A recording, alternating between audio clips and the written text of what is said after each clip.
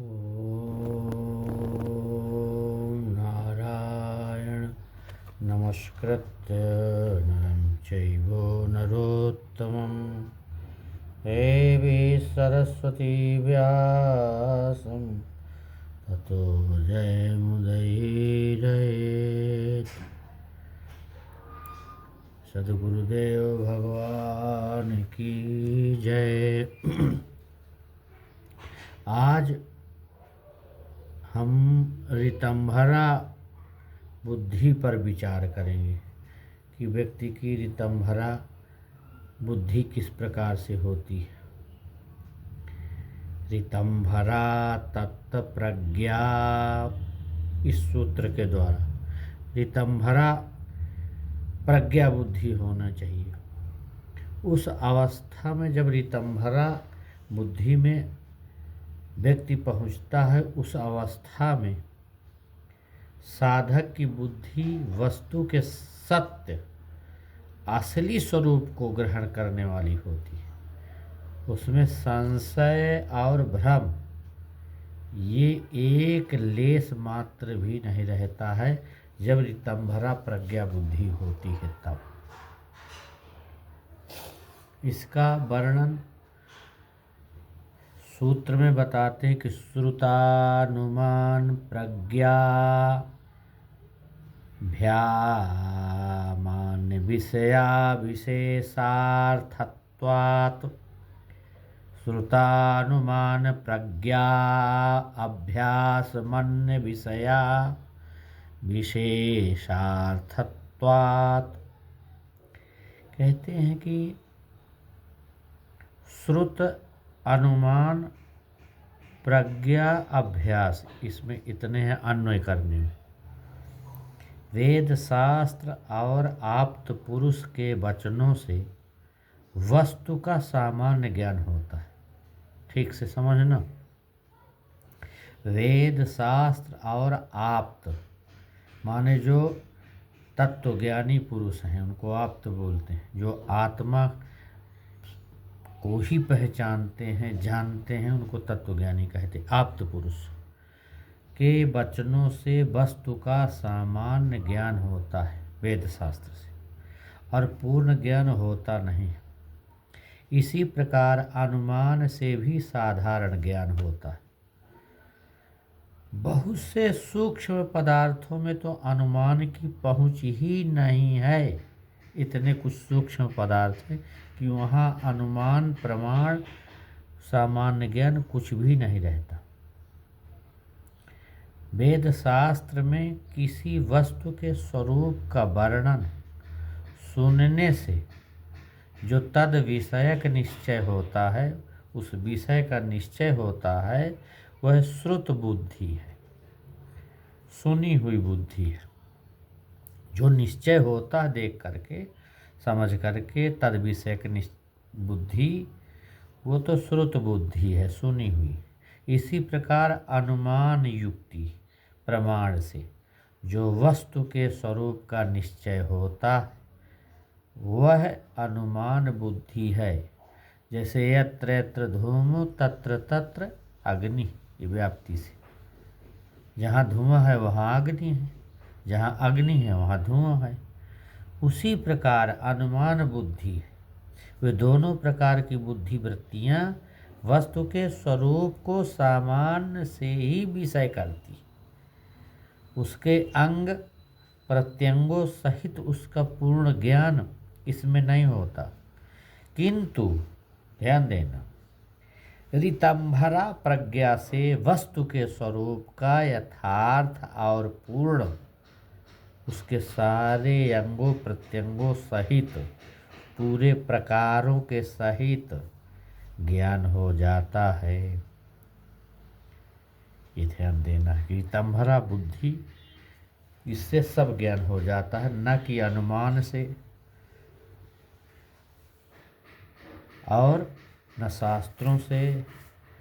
उस प्रकार की बुद्धि से इससे नहीं होता। जितना ऋतंभरा प्रज्ञा से उस वस्तु का स्वरूप का यथार्थ ज्ञान हो जाता है।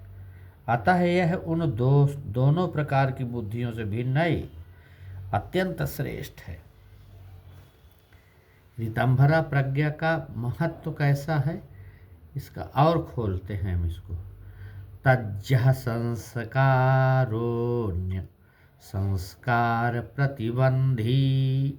अगला सूत्र में बताते हैं कि मनुष्य जिस किसी भी वस्तु का अनुभव करता है, जो कुछ भी क्रिया करता है, उन सबके संस्कार अंतःकरण में इकट्ठा जमा रहते हैं।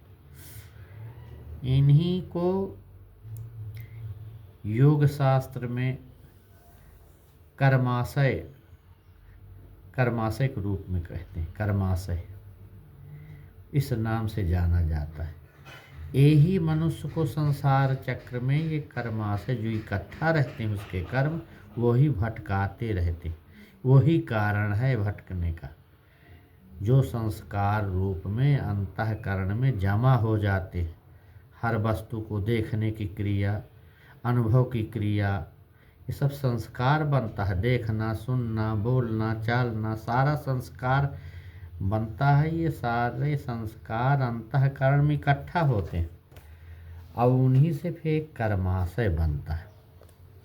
उसी को कर्माशय कहते हैं। यही मनुष्य को संसार चक्र में भटकाते रहते हैं, यही मनुष्य को परेशान करते हैं। इनके नाश से ही मनुष्य मुक्ति का लाभ कर सकता है, अन्यथा दूसरे उपाय से नहीं। अतः इसको ऐसा समझना कि बुद्धि का महत्व प्रकट करते हुए जो ऋतंभरा बुद्धि बताए हैं, उस बुद्धि का महत्व प्रकट करते हुए यह सूत्रकार बताया है कि संस्कारो अन्य संस्कारा प्रतिबंधी। प्रतिबंधी माने दूसरे संस्कारों का बाध करने वाला, उसको बाध करके, बाधित करके और फिर ऋतंभरा बुद्धि के द्वारा, इस बुद्धि के प्रकट होने पर जब मनुष्य ऋतंभरा बुद्धि का जब प्रकट हो जाता है, जब मनुष्य प्रकृति के यथार्थ रूप का भान हो जाता है, तब उसका प्रकृति में उसके कार्यों में स्वभाव से जब प्रकृति को देखता है, उसके यथार्थ रूप को समझता है, तो फिर उसको वैराग्य हो जाता है। किस बुद्धि से? ऋतंभरा से। ध्यान देना, उस वैराग्य के संस्कार जो पूर्व इकट्ठे हुए सब प्रकार के राग द्वेष भरे हैं अंतःकरण में, उन संस्कारों का नाश कर डालती। कौन सी बुद्धि?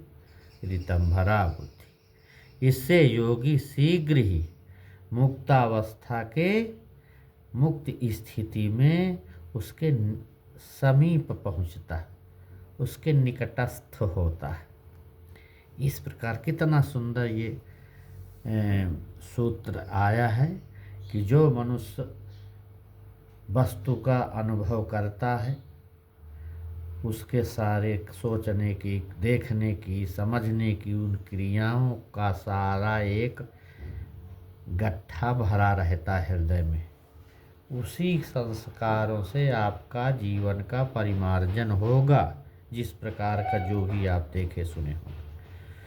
अब अगला सूत्र, तस्यापि निरोधे सर्व निरोधा निर्बीजः समाधि।